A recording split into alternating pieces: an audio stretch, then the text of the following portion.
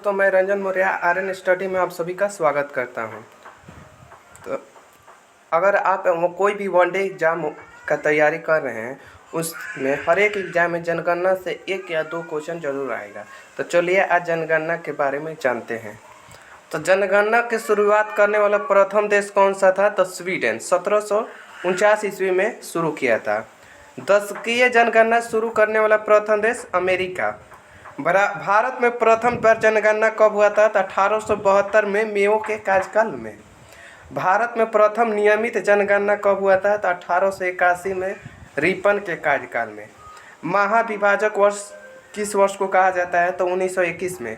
1921 में जनसंख्या बढ़ने के बजाय घटा था, इसलिए इसे महाविभाजक वर्ष कहा जाता है। भारतीय जनगणना अधिनियम कौन सा है? तो 1948 है। जनगणना कौन कराता है? तो गृह मंत्रालय। जनगणना विभाग की स्थापना 1961 में हुआ था। जनगणना में सबसे बड़ा पद जनगणना आयुक्त और सबसे छोटा पद प्रगणक कहते हैं, जिसे आम भाषा में स्कूल के प्रधानाध्यापक होते हैं। 2011 की जनगणना स्वतंत्र भारत की कौन सी क्रम की जनगणना थी? तो 7वीं। स्वतंत्र भारत की 7वीं और भारत की जनगणना की 15वीं। स्वतंत्र भारत में प्रथम जनगणना 1951 में हुआ था। 2021 की जनगणना कितने विषयों में होगी? तो 16। 2021 का जनगणना प्रथम डिजिटल जनगणना है।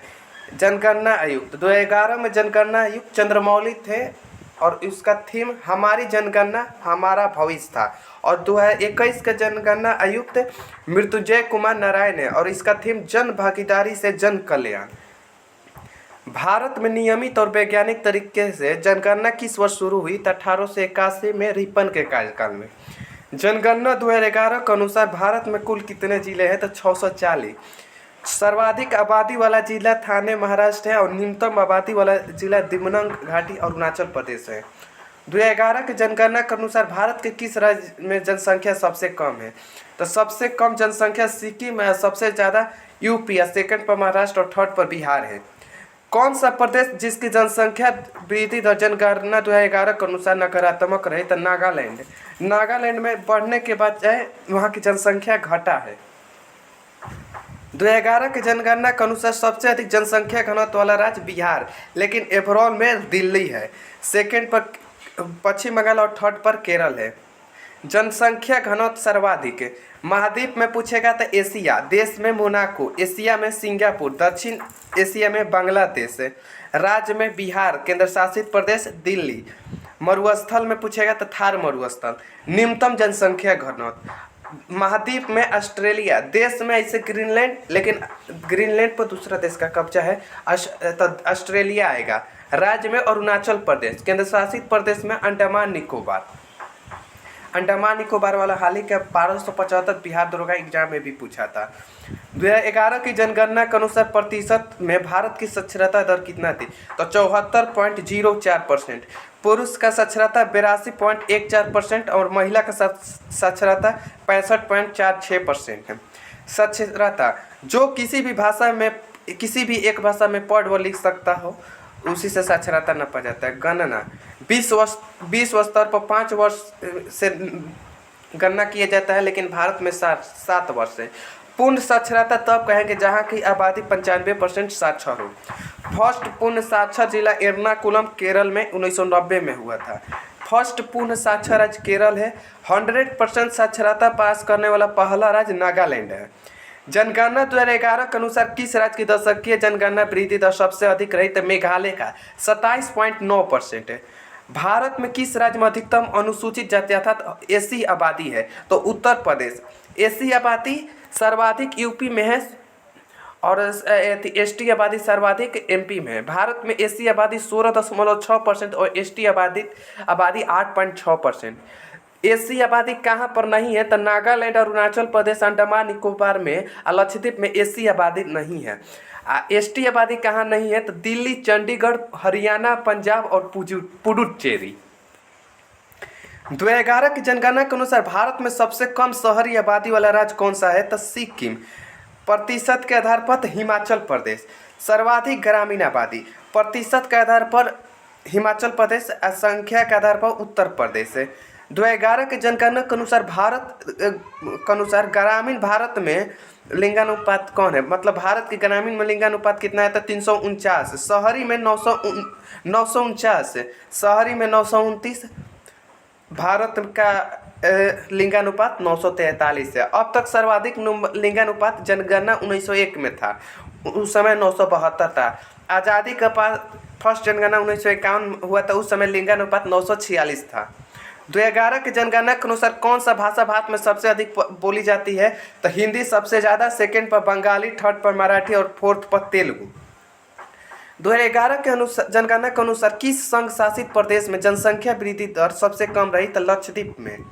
2011 के अनुसार जनगणना के अनुसार भारत में मुसलमान लोगों का कुल प्रतिशत 14.2% है।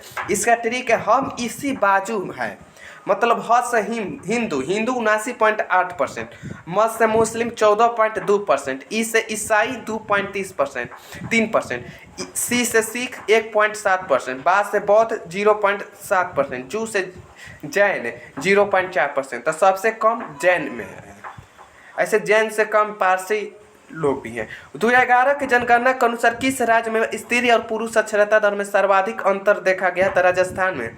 सर्वाधिक साक्षरता केरल राज्य, चाहे पुरुष हो या महिला, तो केरल। निम्नतम साक्षरता बिहार में है।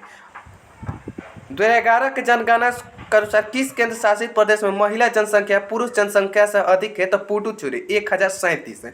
क्षेत्रफल की दृष्टि से भारत का सबसे छोटा केंद्र शासित प्रदेश तो लक्षद्वीप।